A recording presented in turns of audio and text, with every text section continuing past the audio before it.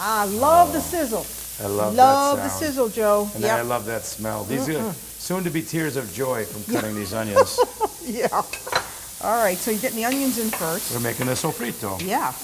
Yeah. You know what I love? I love the fact that we have this inspirational Italian map while we're cooking this very classic Italian dish. Yeah. Because we should tell them where it comes from. Well, you know, Bologna, Yeah. which is where the Bolognese is made, is in the heartland, what I feel is the heartland of Italian food. Yes, yes. Emilia-Romagna. Right there. Many, many, many mother Italian ingredients. Yeah. Parmigiano Reggiano, Mortadella. balsamic vinegar from Modena, Sì, Parmigiano Reggiano. prosciutto di Parma. Sì, tutto. Oh my God. Okay. All right, this is starting to smell good. It looks great. We're going to get it nice and translucent. Okay, and I like to add the pancetta after that. I want that pancetta nice and crispy, and then we're going to add the celery and the carrots. And you do the pancetta yourself. We do. We make our own pancetta. We actually make all of our own salumi. So we make the sopprezzata, we make Genoa salami. The only thing we don't make is prosciutto because it's such a perfect recipe in Parma. How can you fix that? Yeah, right, you can't. If it's not broken, we can't fix it. We can't fix it. Okay, perfect. La squadra che vince non si cambia. La squadra che vince non si cambia mai, infatti. Sì. All All right, I like starting to that. smell We're gonna- good. Now what? Little pancetta. Now the We'll put a little pancetta. pancetta in.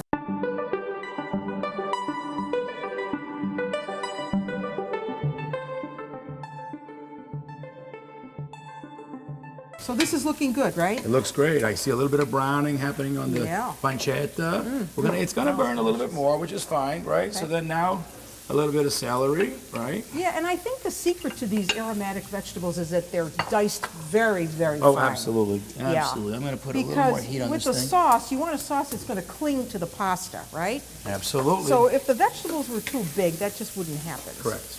Questi carotti, the carrots. Yes. Now we use the imported Italian tomato paste. You know what this reminds me of? In Sicily, of course, they make the estrato. Oh, yeah. You know the estrato where Yes. they've got the tomatoes out on the boards and they're going back and forth and getting all of the excess moisture out of it, getting it concentrated. Wow, that is a process. But then you have something that's really special. Little trick here. Yeah. I want to get it started. Yeah. So I'm going to let it kind of almost burn a little bit before yeah, I before start mixing mixing it it in. in? Exactly. We Excellent. want that kind of fond on the bottom of that All right. pan. A little bit, not a lot. Yeah. Not a lot. Now you're going to see it all start to brown. Yeah. Wow. So, Joe, tell us how you learned to cook. I bet it was from your mom, right? Actually, initially, I learned to cook from my grandmother and my grandfather. My parents were always working, so they would drop me off at my grandparents' house. And my grandparents, who were Sicilian immigrants, they came here with my family in the 50s. And honestly, they didn't speak any English, and that's also where I learned to speak Italian. But my grandmother was just cooking all day, all the time. So like on a Sunday, she would start cooking at like 7 o'clock in the morning, and we would eat at 3 o'clock. And then we would go to bed, go to sleep. But I learned, she would make all kinds of things. She would make gnocchi and cavatelli and different sauces. And my grandfather was an exceptional octopus maker. He would cook octopus. I love octopus. My wife and I eat octopus everywhere we go. Wow. But honestly, we had a garden. They had a very large garden. And so everything that they ate, they either grew it or they made it. And your dad still does that now. My dad has a big garden. He's crazy about it. I love the color that this is taking on now. Oh, it's fantastic. Really beautiful. So it's rich. It's really rich looking. Oh yeah. So what we're gonna do is we're gonna put just a little bit here, okay, just to get it going. Love that sizzle. Perfect. Yeah. Perfect. And this is actually going to clean up the bottom of the pan. Right, yeah. And it's going to get all of that beautiful flavor, and it's going to put it back into the soffritto. Yeah. And this is very intense. Yeah. This is super, super intense. So you wouldn't really eat this like this, but what happens is when it gets incorporated into the rest of the Bolognese, it tastes absolutely delicious. Wow. Oh, yeah. Wow. There's so many interpretations of Bolognese. Vitello. Dio. Rio. Yeah. So does it have to be a special grind, or can it be? Does it have to be a fine grind, a coarse grind? What do you- I like myself. I like a coarse grind. Okay. I wanna taste it. Yeah, you You want know what I mean? I some- want to taste it. some Absolutely. heft So we're to gonna it. put a little bit the pork in there.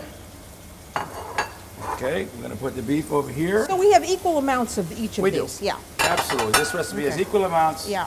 of pork, beef, and veal. Veal. Okay. Okay. And Wow. then, let's see here. What we're gonna do now is we're gonna get it all kind of cut up. Yeah. See Beautiful. I'm gonna season this as well, and there's nothing wrong with seasoning at every step. Yes. You know what I mean? It kind of creates a little bit of a complexity of layers of flavors. Drama. Okay. Yeah. A little pepper, Pepper, not a lot of okay. pepper. That's enough on the pepper. That's enough on the pepper. Wow, you must have a lot of people coming over because this is a lot Yeah. of sauce. Oh, I was hoping you were going to give me to take this home. Listen, Has my name on if you it. want it, it's yours. It's got my yours. name on it. All right, so now we have to let this brown. We have to let it brown. That's what we're gonna do. We're gonna let Okay, it brown. so now we're going to cut. All right, what's next? I think we should put some of this in there.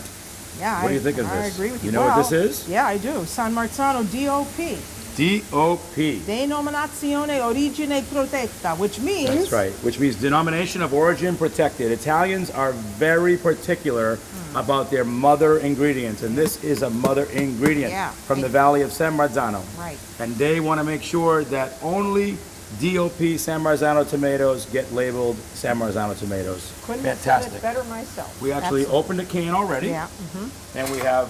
Well, actually, we opened a couple cans. We Yeah, have 'em right. here. I mean, what do you think the meat's ready? I think Oh it's ready. yes, yes, it's So definitely. I ready. want to put. I'm going to put the tomatoes in, and All I'm going to right. let it simmer. Be Don't careful. splash me. Non ti preoccupare. It's perfect.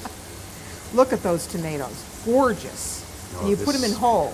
I Yeah. do put them in whole. Yeah. You know, I like everything very chunky. Chunky. Yeah. I okay. do. I'm not looking for like a passata or Yeah, anything right, like that. right, yeah, I want it to yeah. be very chunky. Yeah. Oh, I think this is going to be Oh, delightful. gosh. Oh, Madonna No, mia. not on. I might even put a little more wine in here. Yeah. Maybe. What do you think? Well, a little more yeah, wine? yeah, Little vino? it could use a little. Yeah, it looks Right a in little the dry. middle? Yeah, right in the middle. Just a little bit of vino, not a lot. Just a Okay. little bit. All right, good. Un po'. Un po'. Un po' di vino. Vino rosso. Okay.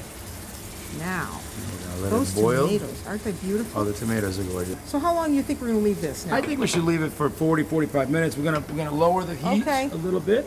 And now we're going to make pasta? I think we should make pasta. We'll make pasta.